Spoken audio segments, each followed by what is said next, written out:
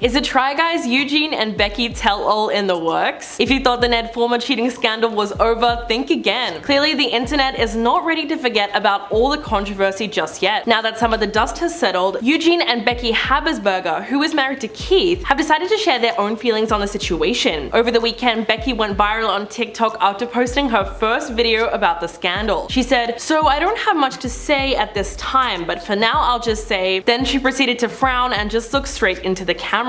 Then Eugene shared his first TikTok video since Ned was removed from the group. He did a duet of her video where he poured 2 glasses of wine while staring at the camera and captioned the video with, "Well, at least y'all got me back on TikTok." Becky apparently uploaded another video with more details, but it's since been deleted. In another upload, she explains that she deleted it because she received a genuine apology from whoever it was about. She said, "Things that you put on the internet are there and they're there forever and people see them. Real people see them." Becky's video has been viewed 6.4 million times, and Eugene's stitch has been watched over 9.5 million times. Since posting, there have been countless viral tweets from fans calling for the two of them to release a podcast episode where they can speak about the situation in a more unfiltered way. Based on the views and comments on those TikToks, it's clear that fans are desperate to hear what they have to say. So the people might be right about the theory that a Eugene and Becky podcast episode is in the works. This latest development comes after a recent episode of the Try Guys' podcast where Keith and Zach opened up about the firing of Ned Former. Zach said,